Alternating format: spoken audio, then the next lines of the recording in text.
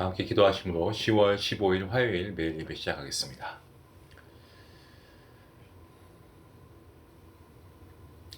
주님 감사합니다. 오늘도 하나님께서 우리에게 귀한을 허락하시고 오늘도 우리가 호흡하며 또 우리가 주님께서 맡겨주신 일들을 감당할 수 있는 힘과 능력을 주시고 또 무엇보다 우리가 우리의 삶에서 가장 중요한 이 예배를 세울 수 있는 귀한 예배를 허락하시니 감사합니다. 하나님 오늘도 나의 노력과 힘이 아닌 주님의 은혜로 우리가 주님의 능력을 힘입어서 우리가 이 삶을 살아갈 수 있기를 원합니다. 하나님 언제나 우리의 결심과 또 우리의 다짐은 무너지기 마련입니다. 오직 예수 그리스도의 십자가를 붙들고 나아갈 수 있도록 도와주시고 주님의 주신 그 십자가를 기쁨으로 우리가 함께 메어지며 이 좁은 길을 걸어가는데 부족함이 없도록 우리 믿음의 공동체인 우리 모든 교인들이 사랑하는 가족들이 서로서로 격려하며 함께 기도하고 섬길 수 있는 귀한 은혜 허락하여 주시옵소서. 사랑하는 우리 중앙교회를 위해서 기도합니다. 서로 사랑을 섬기는 믿음의 공동체가 될 수 있길 원합니다. 섬김의 기쁨을 날마다 경험하는 교회가 되게 하시고 정말 무조건적인 섬김과 사랑을 실천할 수 있는 교회가 되게 허락하여 주시옵소서. 그리하여서 교회 문턱을 밟는 누구나가 하나님의 사랑을 느낄 수 있는 그러한 교회가 될 수 있도록 도와주시고 교회 안에 행복의 에너지, 긍정의 에너지, 기쁨의 에너지가 흘러넘치게 하시고 정말 하나님 우리 교회를 통하여서 많은 이들이 하나님께 돌아올 수 있는 귀한 구원의 방주의 역할을 감당하는데 부족함이 없도록 주님 인도하여 주시옵소서.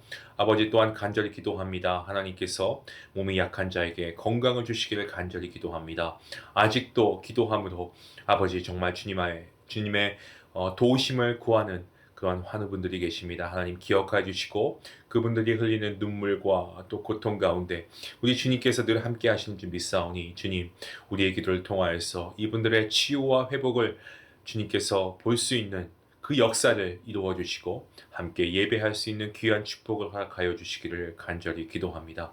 하나님 이 시간도 우리가 하나님의 말씀을 먹기를 원합니다. 하나님 이 말씀이 우리에게 정말 우리의 삶에 큰 힘과 또 아버지 능력이 되는 말씀이 될 수 있도록 도와주시옵시고 절망을 희망으로 바꾸시는 하나님의 역사하심을 보는 귀한 은혜의 시간 될 수 있도록 인도하여 주시옵소서. 오늘도 이 매일 예배를 기쁘게 받아주실 하나님께 모든 영광 올려드리며 이 모든 말씀 예수님의 이름으로 기도하옵나이다. 아멘.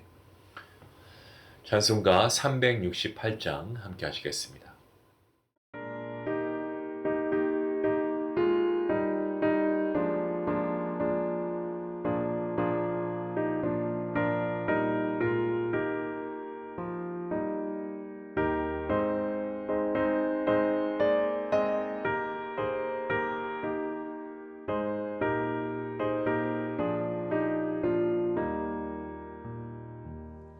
주의 수요 은혜를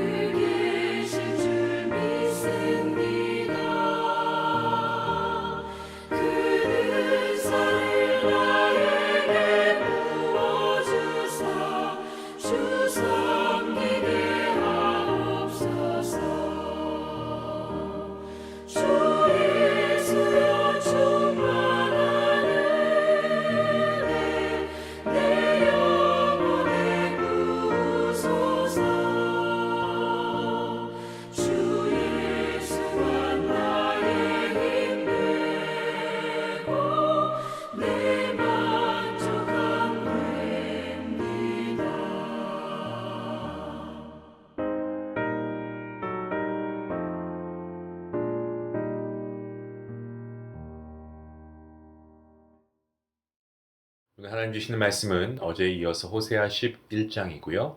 12절부터 12장 14절까지 이 말씀을 함께 읽도록 하겠습니다. 조금 긴 말씀이지만 함께 말씀을 읽습니다. 에브라임은 거짓으로 이스라엘 족속은 속임수로 나를 애워쌌고 유다는 하나님 곧 신실하시고 거룩하신 자에게 대하여 정함이 없도다. 에브라임은 바람을 막으며 동풍을 따라가서 종일토록 거짓과 포악을 더하여 아스로와 계약을 맺고 기름을 애굽에 보내도다. 여호와께서 유다와 논쟁하시고 야곱을 그 행실대로 벌하시며 그의 행위대로 그에게 보응하시리라. 야곱은 모태에서 그의 형의 발 뒤꿈치를 잡았고 또 힘으로는 하나님과 겨루되 천사와 겨루어 이기고 울며 그에게 간구하였으며 하나님은 베델에서 그를 만나셨고 거기에서 우리에게 말씀하셨나니 여호와는 만군의 하나님이시라. 여호와는 그를 기억하게 하는 이름이니라. 그런즉 너의 하나님께 돌아와서 인애와 정의를 지키며 항상 너희 하나님을 바랄지니라. 그는 상인이라. 손에 거짓 저울을 가지고 속이기를 좋아하는도다. 에브라임이 말하기를 나는 실로 부자라. 내가 재물을 얻었는데 내가 쓰고 한 모든 것 중에서 죄라 할 만한 불의를 내게서 찾아낼 자 없으리라 하거니와 내가 애굽 땅에 있을 때부터 나는 내 하나님 여호와니라. 내가 너로 다시 장막에 거주하게 하기를 명절날에 하던 것 같게 하리라. 내가 여러 선지자에게 말하였고 이상을 많이 보였으며 선지자를 통하여 비유를 베풀었노라. 길르앗은 불의한 것이냐? 과연 그러하다. 그들은 거짓되도다. 길갈에서는 무리가 수송아지를 제사에 드리며 그 제단은 밭지랑에 쌓인 돌 무더기 같도다. 야곱이 아람의 들로 도망하였으며 이스라엘이 아내를 얻기 위하여 사람을 섬기며 아내를 얻기 위하여 양을 쳤고 여호와께서는 한 선지자로 이스라엘을 애굽에서 인도하여 내셨고 이스라엘이 한 선지자로 보호받았거늘 에브라임이 경노하게 함이 극심하였으니 그의 주께서 그의 피로 그의 위에 머물게 있게 하시며 그의 수치를 그에게 돌리시리라. 아멘. 4장부터 시작되는 호세아서 후반부는 이스라엘의 타락에 대한 심판의 경고가 주요한 내용입니다. 우리가 그 내용을 쭉 계속 보아왔는데요. 이 후반부가 심판 경고라고 하는 좀 사뭇 무거운 주제를 다루고 있지만 사실 그 저변에는 그 밑에는 호세아서 전반부에서 하나님께서 호세아 선지자의 삶을 통해 보여주신 것처럼 하나님의 은혜와 사랑이 깊이 담겨 있습니다. 오늘 본문 역시도 이스라엘의 거짓된 행위 그리고 그에 따른 경고가 있습니다마는 이와 더불어서 사랑을 베푸시는 그 하나님의 사랑하심 그리고 하나님께 돌아올 것을 촉구하고 있는 말씀의 내용을 담고 있습니다. 에브라임은 이스라엘의 12지파 중 하나입니다. 오늘 12절 말씀에 에브라임이라고 나와 있죠. 그래서 이 이스라엘 12지파 중 하나인 에브라임은 이 북이스라엘의 대표적인 지파이기 때문에 북이스라엘을 가리킬 때에 언급되곤 합니다. 북이스라엘이 어떻습니까? 거짓과 속임수로 하나님을 애워쌌다라고 하고 있죠. 사람이 사람을 속일 수 있습니다. 가능합니다. 많은 사람들이 한 사람의 거짓과 속임수로 넘어가서 낭패를 볼 수가 있습니다. 그런데 사람이 하나님에게 거짓과 속임수를 꾀하였다고 하니 이 북이스라엘의 어리석음과 무모함 이루 말할 수가 없다는 것을 우리가 보게 됩니다. 마치 사람이 사람에게 하는 것처럼 하나님에게 거짓과 속임수로 자기 마음대로 무언가를 행할 수 있다는 생각 이거는 가당치도 않고 불가능합니다. 이런 생각은 버려야 합니다. 남유다는 정함이 없다고 합니다. 정함이 없다는 것은 자기 멋대로 행한다라는 의미이죠. 하나님께 제멋대로 행하는 남유다 역시도 심판의 경고를 피할 수 없다는 말씀하고 있는 겁니다. 그리고 장수가 바뀌면서 12장 1절로 넘어옵니다. 보시면 바람을 막는다, 먹는다라는 그 글귀가 있습니다. 바람을 먹는다라고 하는 것은요, 허망한 것을 쫓는 것을 의미하고 있습니다. 그러니까 배부르지 않고 아무런 유익이 없는 바람을 먹는 그런 북이스라엘은 여기에 그치지 않고 또 동풍을 따라갔다라고 그렇게 이야기합니다. 동풍이라고 하는 것은 이 동쪽에서 불어오는 뜨거운 바람을 뜻하는데 이스라엘 지역으로 불어오는 이 뜨거운 동풍은요, 식물들을 말라 죽이게 하는 그러한 바람이었습니다. 그러니까 동풍을 따라간다라고 하는 것은 그 말은 곧 스스로 죽음의 길로 간다라는 말과 동일합니다. 또한 북이스라엘은 거짓과 그리고 포악을 일삼았습니다. 그리고 강대국 아수르, 이 살만에셀과 이 주정 관계의 화친을 맺어서 그들에게 조공을 바쳤습니다. 하나님을 신뢰해야 되는데 그렇게 하지 못했던 북이스라엘은 아수르와의 외교 정책을 통하여서 만족하지 못하고요. 남쪽 강대국 애굽에게도 조공을 바치는 신세가 되었습니다. 애굽에 기름을 보낸다라고 하는데 이 기름을 보내는 것은 조공을 바치면서 동맹을 맺었다는 것인데 역사적으로 이 북이스라엘 마지막 왕이 애굽과 동맹을 맺었고 이것을 알게 된 아수르가 분노해서 북이스라엘을 침공해서 멸망시켰습니다. 국가가 어려울 때 주변 국가 외교를 잘 맺어서 이 국가의 안보를 꾀하는 것이 뭐 옳은 일이긴 합니다만 하나님의 은혜로 세워지고 하나님의 통치를 받았던 나라가 이스라엘 아니겠습니까? 그 나라가 하나님을 전적으로 신뢰하지 않고 주변 강대국을 의지하는 것은 지혜롭지 않은 행동이었고 거짓과 포악과 속임수에 지나지 않은 것입니다. 우리가 우리 인생에 생명을 주시고 인도해 주시는 하나님을 우리가 최우선적으로 신뢰해야 합니다. 그리고 우리가 세상의 어떤 힘을 최우선적으로 의지하는 것은요. 이것은 오늘 말씀을 우리가 빗대어 생각해 보면 에브라임의 뒤를 따르는 것과 다를 바가 없다는 사실을 우리가 잊지 말아야 할 것입니다. 2절 말씀에서 하나님께서 유다와 논쟁하신다 라고 하는데 이것은 유다를 심판하시겠다라고 하는 의미입니다. 논쟁은요. 소송을 의미하고 있습니다. 하나님께서 친히 마치 검찰처럼 유다의 죄목을 다 상세하게 기소하시고 죄목을 밝혀서 기소하시고 또한 재판장으로 기소 사실에 대해서 형을 선고하시겠다라고 하는 뜻입니다. 야곱을 언급하고 있는데 그것은 그가 이스라엘의 12지파를 전부 포함하기에 이 북이스라엘과 남유다 전체가 심판의 대상이다라는 것을 알려주기 위함입니다. 어떻게 심판하십니까? 행실대로 벌하시고 행위대로 보응하시겠다라고 말씀하십니다. 이 표현은 사실 이전에 호세아 4장 9절에 하셨던 말씀과 동일합니다. 행실대로에 해당하는 히브리어 원형은 이 길을 뜻하는 단어입니다. 사람이 길을 걸어갈 때에 이미 만들어진 길이 먼 거리이고 눈에 짧은 거리가 보일 때 대개는 짧은 거리로 다니게 되어 있지 않습니까? 숄컷을 가죠. 그렇게 되면 사람이 걸어다니는 발자국으로 인해서 새로운 길이 생기게 됩니다. 잔디가 이 사람들의 발로 인해서 흙길로 변해버린 것을 흔히 볼 수 있습니다. 이 길이 바로 행실대로입니다. 사람의 행실대로 생겨버린 길. 이 길은 반복적인 행동 그리고 습관 이런 것들로 생겨난 길이라고 할 수 있습니다. 이스라엘 입장에서는 거짓과 속임수로 살아온 길을 뜻하고 있습니다. 하나님께서는 우리의 행위대로 그리고 그 행실대로 벌하시고 보응하시는 분이십니다. 하지만 좋지 못한 반복적인 행동 혹은 습관 이런 것들을 우리가 버리고 좋은 행실로 살아가면 분명히 거기에 따른 보상도 있다라는 사실입니다. 본문 3절과 4절 말씀 이스라엘을 대표하는 야곱의 과거에 대해서 나오고 있는 말씀의 내용이죠. 야곱이 어떻습니까? 우리가 알고 있는 것처럼 어머니 뱃속에서 시작해서 형 에서와의 갈등 그죠? 태어나 살아가면서 이게 더 악화됩니다. 부모와 살던 집을 떠나서 외삼촌, 이 장인 라반의 집에서 무려 20년을 살지 않습니까? 이렇게 타향살이를 마치고 야곱이 집에 돌아오는 길에 베델이라고 하는 그곳에서 하나님을 만나서 씨름했던 사건 우리가 잘 기억하고 있습니다. 야곱이 하나님과 겨루어 싸워 이김을 뜻하는 이스라엘 이것이 야곱의 새 이름이 되었습니다. 이 이름으로 야곱의 아들들의 근간이 된 이스라엘이라는 나라가 생성된 것이고요. 이 모든 과정에 하나님의 은혜, 그리고 하나님의 섭리가 분명히 있었습니다. 성도 여러분, 우리 각자 야곱처럼 어머니 태에서부터 지금까지 살아온 인생 과정 가운데서 하나님의 은혜와 섭리가 없었을 때가 언제 있었을 것 같습니까? 우리 각자 살아온 인생을 돌이켜 곰곰이 생각해 볼 때마다 여러분 하나님의 놀라우신 사랑과 은혜에 감격하지 아니할래야 아니할 수가 없지 않습니까? 하나님께서 친히 말씀하지 않으셔도 하나님의 은혜에 대해 어떤 고백을 하겠습니까? 본문 5절과 같은 고백이 있지 않을까요? 여호와는 만군의 하나님이시라.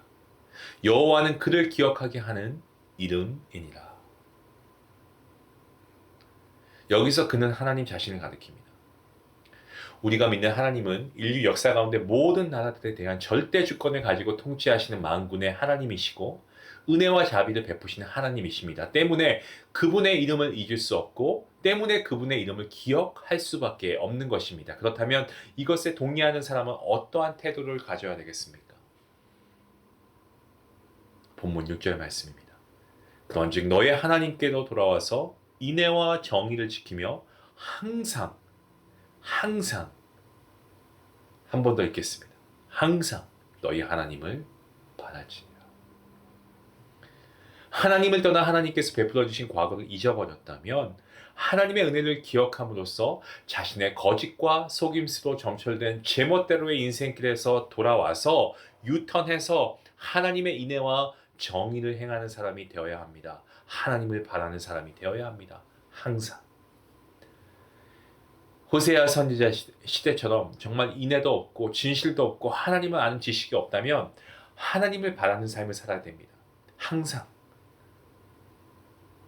바랄지어다 이것은요 기다릴지어다를 의미하고 있습니다. 지금까지 하나님을 외면하고 자신의 길을 걸어갔다고 한다면 그것을 회개하고 돌아와서 하나님으로부터 받은 사랑과 하나님의 정의를 지키면서 하나님의 자비의 손길을 기다려야 하는 것입니다. 7절 말씀은 그는 상인이라 라는 말씀으로 시작합니다. 여기서 그는 에브라임입니다. 한글 개역개정 성경에서 상인으로 번역된 히브리어는 이 케나안입니다. 예, 어떤 단어와 유사하죠? 발음이 가나안 맞습니다. 이 케나안은 가나안 사람을 뜻합니다. 가나안 사람을 상인으로 번역한 것은 고대 가나안이 유명한 상업지대였기 때문에 그렇습니다. 북이스라엘을 의미하는 에브라임이 하나님께서 값없이 주신 땅, 이 가나안에서 하나님의 말씀을 의지하고 살아가야 함에도 불구하고 가나안의 문화와 가나안의 가치관을 따라서 돈벌이에 힘썼다는 것을 보여주고 있는 말씀의 내용입니다. 북이스라엘은 여로보암 2세 때의 물질적인 번영을 누렸습니다. 아주 풍만히 누렸습니다. 이러한 물질적 풍요로움에 하나님께 감사하고 하나님의 목적으로 살아가야 하는 것이 너무나 당연함에도 불구하고 그저 돈에 매여서 돈을 목적으로 살아갔기 때문에 거짓 저울로 속이는 것을 서슴지 않고 행했습니다. 조금이라도 더 이윤을 남기기 위함이죠. 그러면서도 죄책감이라고는 전혀 찾아볼 수 없고 자신이 부자라고 떵떵거리면서 자랑했다는 거죠. 자기에게 불이한 것이 없다고 말하면서 죄가 있으면 찾아보라고 합니다. 여러분, 욕심이 죄를 낳고 죄가 탐욕을 낳습니다. 계속되는 악순환의 반복입니다. 죄의 지배를 받을 때 남을 속이지만 자신도 그 죄에 속아 넘어가서 죄가 죄인 줄 모르고 마치 불의가 정의라고 착각하고 살아갑니다. 죄가 사람을 지배하고 왕노릇하게 되어서 결국에는 죄가 사람을 사망에 이르게 합니다. 탐욕 그리고 죄, 이것은 자라기 전에 애시당초 초기에 잡아야 됩니다. 마치 잔디밭에 잔디가 아닌,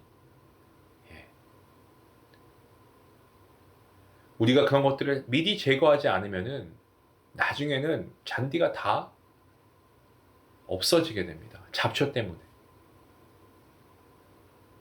죄도 탐욕도 초기에 잡아야 됩니다. 그렇지 않으면 어떤 결과를 낳게 될지 다음 절이 말씀해 주죠. 9절 말씀에.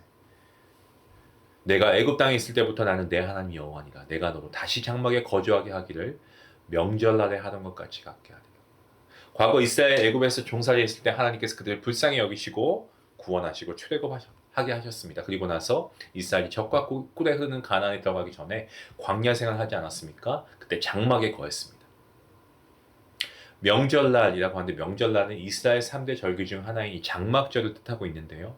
장막절은 40년의 광야 생활 가운데 베풀어 주신 하나님의 은혜를 기념하는 절기입니다. 하지만 40년 광야의 장막 생활, 사실 이것은 하나님께서 이스라엘 백성도 훈련시키기 위함이었고 이스라엘 백성들 입장에서는 이스라엘이 하나님을 불신했기 때문에 갖게 된 그러한 시간이었습니다. 때문에 현재 이스라엘이 다시 장막에 거주하게 된다는 이것은요, 하나님을 불신하고 외면함을 통해서 그때의 고난을 다시 겪게 될 것이다 라고 하는 경고의 말씀인 겁니다. 성도 여러분, 만약 우리가 하나님을 불신하고 외면할 때 겪었던 그 고난 다시 겪게 된다라고 한다면 여러분 어떤 생각이 드십니까? 정말 끔찍하지 않을까요? 이어서 10절 말씀을 보시면 이스라엘이 하나님의 징벌에 대한 반론을 제기할 것에 대비해서 하나님께서 여러 선지자들을 통해서 이상과 비유로 많이 경고했었다는 사실을 말씀해 주고 있습니다. 여기서 이상은 이 선지자가 본 환상을 얘기하는 거고요. 비유는 이 선지자들이 직접 보여준 어떤 특이한 행동입니다. 이를테면 호세아 선지자가 음란한 여인을 아내로 맞이하도록 해서 이스라엘에 대한 하나님의 사랑을 보여주신 것이 여기서 말하는 비유입니다. 이상과 비유를 통한 하나님의 애타는 기다림을 이스라엘에게 전달했음에도 그들이 돌아오지 않을 때에 그들이 받게 될 심판을 알려줍니다. 그리고 나서 본문 11절부터 14절까지의 말씀이 이어지고 있죠. 말씀을 보시면 길르앗은 6장 8절에서 이 악을 행하는 고을이라 피 발자국이 가득 찼도다라고 증거하고 있고요. 이 길갈은 이전 9장 15절에서 모든 악이 길갈에 있으므로 라고 할 정도로 여기도 아주 악행의 성읍이었다라고 우리가 말씀을 함께 배웠죠. 이 길갈은 4장 15절 말씀에서 베다웬과 같이 언급된 죄악의 성읍입니다. 그래서 우상 숭배가 행해진 그러한 장소였습니다. 때문에 우상을 숭배했던 그곳이 돌무더기가 쌓일 정도로 황폐화될 것이다 라고 얘기하고 있는 겁니다.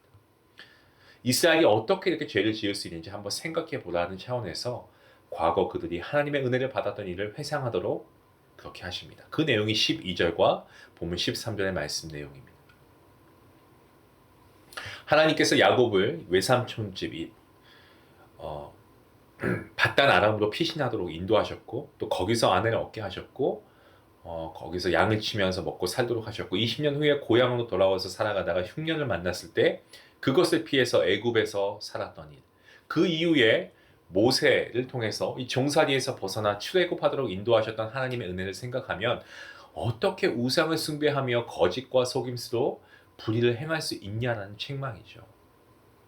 본문 14절 말씀처럼 에브라임이 하나님을 극심히 경노하게 원히 제공을 했기 때문에 그들에게는 심판이 그들 위에 머물고 그리고 부끄러움과 수치를 당할 것이다 라고 경고하고 있습니다. 이스라엘은 천국이라고 하는 이 혼인잔치에 제일 먼저 초대받은 사람과도 같습니다. 하지만 자신의 일로 초대에 응하지 않고 있죠. 하지만 잔치를 배설하는 이 베푸는 주인은 그들이 간절히 초대에 응하기를 원하고 있습니다. 만약에 그들이 초대에 응하지 않는다면 그들에게는 주인의 경노의 결과로 인한 수치만 남게 될 것입니다. 사랑하는 성도 여러분, 하나님께서는 호세아 시대의 이스라엘뿐만 아니고 오늘날 이스라엘과 같은 사람에게 심판의 경고를 끊임없이 하고 계십니다. 하나님의 궁극적인 목적은 심판이 아닙니다. 하나님은 그들이 하나님께 돌아오기를 원하십니다. 오늘 우리가 또 하루 선물 받았는데 우리가 거짓과 속임수로 살아가지 않고 세상의 권력 이런 거 의지하지 않고 허망한 바람을 먹고 생명을 죽이는 동풍을 따라가는 사람이 되지 않도록 우리가 하나님 말씀을 잊지 않고 혹여나 이렇게 살아가는 사람을 만난다면 우리가 그들에게 하나님께 돌아와라. 하나님만 바라보아라. 이 메시지를 우리가 전해야 할 줄 믿습니다. 오늘 우리 역시도 이러한 하나님의 구원하심을 우리가 다시 한번 기억하며 오늘도 하나님께 돌아오기를 원하시는 그 아버지 하나님의 그 마음을 우리가 함께 깨닫고 하나님께 돌아가고 하나님께 돌아갈 수 있도록 우리가 다리의 역할을 할 수 있는 마치 호세아의 외침처럼 우리가 우리의 주변인들에게 이렇게 외칠 수 있는 하나님께 돌아가자 라고 말할 수 있는 귀한 하나님의 복된 메신저가 될 수 있기를 다시 한번 간절히 기도합니다. 기도하시겠습니다. 하나님 감사합니다. 하나님께 오늘 정말 우리가 죽어 마땅한 죄인이지만 예수님의 보혈로 우리가 구원받았습니다. 그리고 우리에게 영생이라고 하는 정말 우리에게 천국의 본향도 허락해 주시고 아버지 이 모든 것들 하나님의 은혜가 아니고서 우리가 받을 수 없습니다. 하나님께서 값없이 베풀어 주신 은혜를 우리가 잊지 않고 살아가게 하시고 멸망의 길로 걸어가고 있는 자가 있다면 아버지 그들을 우리가 함께 끄집어낼 수 있도록 기도하며 아버지 이들을 주님께 돌아오게 이끌 수 있도록 도와주시옵소서.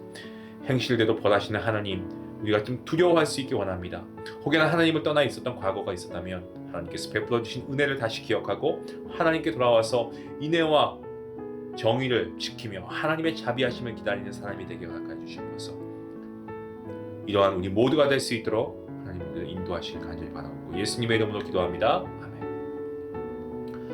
여기 함께 기도할 때에 오늘 말씀 생각하시고 하나님을 기억하게 하는 이름, 이거 한번 생각해 보면 좋겠습니다. 그리고 행실대로 벌하시지만 결국 그것을 통해서 하나님이 매를 드시면서까지 하나님께 돌아오게 하시는 그 하나님의 사랑을 우리가 기억할 수 있게 원합니다. 그리고 우리의 눈을 들어서 하나님만 바라볼 수 있게 원합니다. 우리가 이런 믿음을 가지고 하나님께 나아갈 수 있게 달라고 우리가 말씀을 기억하면서 함께 기도하시겠습니다.